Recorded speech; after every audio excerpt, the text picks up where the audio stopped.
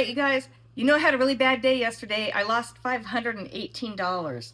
A couple weeks ago, I started doing higher share size, and yesterday it did not work out well for me. So I went back to Trader Rehab, my form of Trader Rehab. I posted a link to my prior video on how I do Trader Rehab and my risk management, and I put the link on yesterday's video. I'll put it again in today's video if you want to know. So here's what I did. If you've watched that video, my risk management video, you know I have two cups, a green cup and a red cup. And in Trader Rehab, I get 5 quarters. I've got 5 coins, 5 quarters, and they go in the green cup. And every time I take a trade, that 1/4 goes into the red cup. So today that was SpaceX. My very first trade was SpaceX. So I took a quarter out of this cup and put it in this cup. That means stop. Red means stop. I can keep trading SpaceX all day, but once I get all the quarters in there, I have to stop because the green, the go bowl is empty. Okay, quarter number 2 was Tesla. It was Elon Musk day today, and he made me money, both short and long. All right, so then I went into Tesla, put the quarter over there, and I was being careful. I didn't have very many quarters left, and it's Trader Rehab, and I went lower share size, except on one, and I'll show you. I kind of went real high. All right, and then next, one more, MU. MU is a beast for me to trade, MU and Tesla, and I got green on both in Trader Rehab. I can't believe it. Okay, next one, I got 2 quarters left. AMD. I got AMD. Now I'm freaking out because I got 1/4 left, and it was power hour, so I could only trade one ticker. I could keep trading these tickers, that was fine, but the volume tanked on these, even at power hour. I think AMD had 10,000 shares a minute. It's terrible. Nvidia was terrible, so I had nothing to trade, but that's okay. I don't have to use all my quarters. And then I thought, oh, I think there's earnings on Lazy Boy. I wasn't going to trade Lazy Boy, but I thought, well, I got one more quarter. So I'll show you where I jumped into Lazy Boy, and I don't know anything about Lazy Boy. I saw, though, that out of the past 17 earnings, they had 16 earnings that they beat, so I thought, what the hell? So I got my last quarter. There we go, all done. All right, tomorrow I'll start again with my green bowl. And then, you guys, I was down $518 yesterday, and I gave myself the rest of the week, which we don't trade on Friday because it's Juneteenth, the holiday. So I've got 2 more days left, and I only have to make $170 to be green on the week. So I think I can do it. It wasn't too bad yesterday letting myself get down $518. Okay, guys, I'll go show you how I traded Tesla and SpaceX. They're like the only 2 right now with good volume, and MU had good volume. AMD didn't, and Lazy Boy didn't. But anyways, let's go see. All right, you guys, today I was I'll be honest, I was afraid to trade today. Yesterday's loss was large. It was $518, and I haven't had a loss over $100 in like 3 months. And 3 months ago, I had 2 days in a row that were over $500. And so it really put a burden on my brain and just my mental, trading ability. And we all know what that's like. And it's, for some people, it's a $10 loss. For some people, it's 1,000. But for me, that 500 was kind of a lot. Now, I did up my share size the last 2 weeks. So taking a $500 loss was actually probably safe. But I cut back on share size today, and I did my little bit of Trader Rehab and all that. Now, Tesla, I did jump up share size because the trade was so easy. So, and I'll show you that. All right, I'm going to show you the earnings because I know a lot of you do follow me on earnings. Lazy Boy. I wasn't going to trade it, but at the very last minute, it was probably it was about this candle right here. I saw it popped up, and it hadn't announced earnings yet. And I real quick pulled up Earnings Hub, and I saw that they had beat their earnings, 16 out of 17 earnings. So I real quick came up here, switched to my Roth IRA, and I just like trading earnings in the Roth IRA. That way, if it does come down, but it's really good earnings, I'll hold it till the next day usually, or maybe a couple days. Because if it's good earnings and it drops, it almost always will come back. And sometimes they can be 2-day runners, and sometimes I don't want to sell for another day. So anyways, I jumped in right here. 25 shares is all. Again, I'm doing low share size, and that's typical for my earnings. I probably jumped in right about, I actually got in, oh boy, I got in way up here.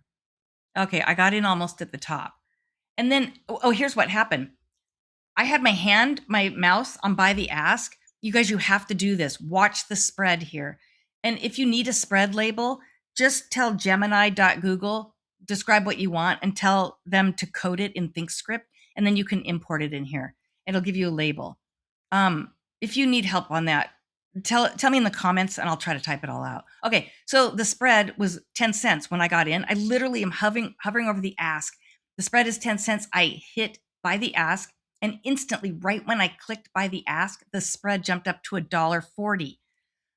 And over here on my P&L, the price hadn't even moved and it showed negative $13. It just, none of it added up. So I said, oh God, I shouldn't have taken this trade. Anyways, they announced earnings right after I got in. It was just like a second after I got in, they announced, and it shot up. So I just held. It came down, but the earnings were okay. It wasn't super bad. They missed on one and beat on another. And then I saw this candle, and this was all very slow motion. And I thought, well, if it only dropped a little bit, like not even $1, I'm already up. I don't care if it drops a little, I'll just get out. And it did. It started dropping, so I got out. And then it kept going, and it went up to 39.98. So I could have held on a little bit. But again, remember, you're dealing with spreads as well. Okay, so let's go to the day trading account. This is the fun one, SpaceX. All right. I'm in Trader Rehab. I know I have to be really careful. SpaceX probably isn't the one I should have been trading, but I traded it early pre-market right here. And in pre-market, I was actually up $13. It was just this right here. And it wasn't much. I was going between these levels. So what I did is I marked out, I know it looks like a mess, but it actually works. I marked levels here in pre-market that were here and that were from the day before. And all I did was just trade these levels right here. Now I can only go long. I can't go short on SpaceX because see right here, it says on my watch list over here where my cursor is, it says NTB. That means none to borrow. ETB means easy to borrow. And HTB, when it's red, means hard to borrow. Means that you might be able to click sell and short the stock. And if you do, ThinkOrSwim may charge you. You'd have to look and see how much they charge you. There's a way to do that, and I can't remember, but I don't want to pay for that. I'll wait till the shares are easy to borrow. Okay, so for now, sometimes during the day, it'll say hard to borrow, and sometimes it switches to none to borrow. All right, so I couldn't short. That bummed me out. So all I could do was go long. I was limited. So $13 here, and then I dropped it down to 10 shares because SpaceX is pretty volatile, and I am in Trader Rehab. So I needed to cut my share size down. I wish I would have caught this, but I'm in Trader Rehab. I'm scared. I'm kind of freaked out. I don't want today to be red. 2 days in a row red would be bad. So I skipped all this. It comes way down. I mean, you guys, this candle right here, this red candle, 203.60 to 211. That's huge money if you have even 10 shares. So I started scalping. I can only go long, and I literally just would wait till it baselined, and I'm just trading it between these levels, and I can only go long. So that's it. I'm just looking at levels, and I'm also watching the buyers and seller bars down here. This is the DTS scalping indicator that I use. That's Day Trading for Success on YouTube. And I've had these for years. And I literally just watch to see, are the buyers at the top of the volume bar or are the sellers at the top? And that's red versus green. And then I want to take green because I can only go long on SpaceX. I want to go when the buyers are coming in and the green, which represents the buyers, are at the top of the volume bars. And I want to know that those volume bars are increasing in price or increasing in size. So we're getting more and more volume stepping up. So this right here is why I got in right here, is because of the volume bars. Now, most of the day today, I went back to my old ways and I was literally trading off volume bars and not looking. I don't even look at the chart. I glance up because I want to see, are we getting close to a level? Because even if my volume bars are showing green and I'm long, let's say I'm right here, I will be watching here because if we're getting close to a level, sometimes like this one, I just get out and just wait and take a breather and then get back in because I know the level could make it drop down. And it did right here, start coming down. So I'm relying heavily on this indicator. I think he sells this for $24.99 or something. It was worth every penny because look, I just made it right here, 55.43, and you own it. It's a one-time fee. Anyways, I don't get paid for this. I don't even think he knows who I am. I'm sure he doesn't. Okay, Tesla, let's move on. Okay, so this was just scalping in between levels, going long, low share size. Not bad. 55.43. All right, let's go to Tesla. Tesla, I did the opposite. I almost completely shorted the whole time. So because I was bummed out that I couldn't short on SpaceX, I saw this right here come down and I came over to this ticker and said, I want in on this. This is fabulous because let me real quick show you here. Let me start right here. All right. right here, see where the 21, the blue line is the 9 EMA, and my pink line is the 21 EMA. And then this purple line right here is VWAP. I don't use VWAP because I scalp. And really, most people say, oh, if price is under VWAP, don't go long. I don't give a crap because that's a lot of money down here from 402 to 405. Shit, 100 shares, that's $300. So I don't look at VWAP. I only look at it because when price gets very close to it, I want to know and be aware because that is a yellow light for me. It's like driving in street lights. It's a yellow light. I got to be very cautious because I know other traders do trade off VWAP. And once we get close to VWAP, they might reject it and it might go down. They might short.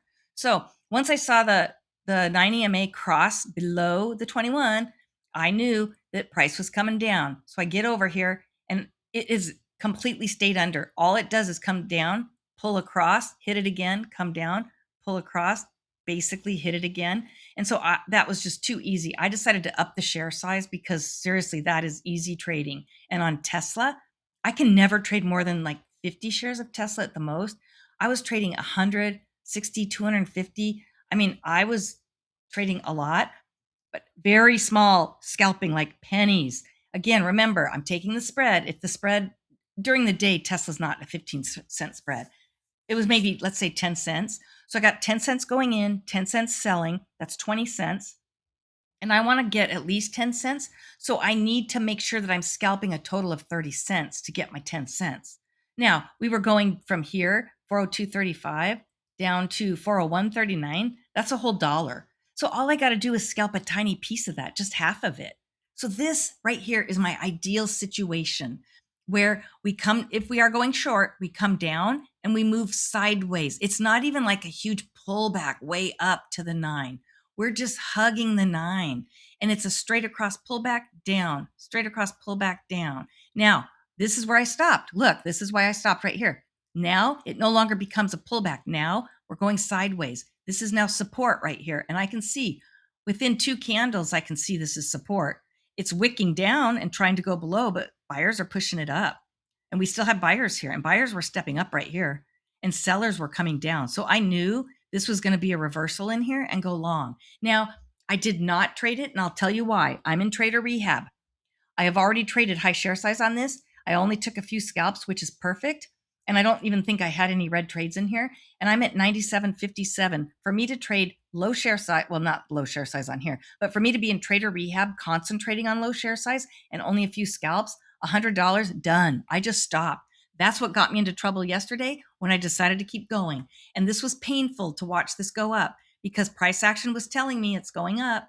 Now, one thing I got to say, if you've had a hard time trading Tesla, try it now because half the people from Tesla are over on SpaceX trading and the volume is a little lower and it's just easier trading. Normally there's tons of wicks. Even though you see wicks here, it was slow and deliberate. It was easy trading. All right, that's it. MU, let's go. MU is always crushes me. Now, I did not do so good on MU. I'll be honest with you. It was actually hard trading. Let me see if I can. Oh, here we go. I waited a little later on this one. I traded 25 to 50 shares. I shouldn't be trading 50. I should only be trading 25 because MU beats me up bad. I have a very hard time trading this. I mean, you guys, one candle can be like $6 move and it moves up and down and can't make up its mind in one candle. Look at right here. You've got from 36.91, so about 37 to 43. Huge. And there were times where I was in deep drawdown, like I'd go short right here, but it would pop back up and I'd be in deep drawdown. And I just had to keep watching these volume bars and trust that my volume bars and watching the auction between buyers and sellers was the way to do it. Watch the buyers and sellers. That's all that matters is buyers and sellers. It's an auction. It's one of them's going to win. There's no other way around it. It's a 50-50 shot and you're looking at it right here. Now, we are below volume, but that's okay. I like it that we're a little below volume. MU is very hard to trade. So the low volume made it a little easier on me today. And again, I was trading short here because the 9 EMA was crossing below the 21. So that helped. And then I waited and did it again here. I was actually doing a lot of short here and then long here. All right, that was 39.47. I was actually down quite a bit on this one and I was bummed out and I pulled my head out of my ass, watched my volume bars, traded properly, and then got out. And I didn't get greedy. As soon as my scalps were in profit, I got out. All right, AMD. Let's see what we did on AMD. All right, AMD wasn't that much. I was actually down on this. And again, there's no volume, you guys. I probably shouldn't have even tried trading AMD. Excuse me. The volume was really, really low. Okay, I'm not going to be able to pull these volume bars up. They're just struggling. I'll forget it. Anyways, you know what they look like. All right. And all I did was short here. It was pretty much, and it was hugging the 9 EMA. And we would just pull back and go down. These pullbacks were a little deeper and almost touching, and at times touching the 21 EMA. And I do have a hard time trading that because when you're in the middle of that action, it looks like a reversal. Because remember, this candle right here could start looking like it's reversing when it gets too close to that 21. So I was struggling. I kept the share size low. I mean, 5 shares, 50 shares, 25 shares.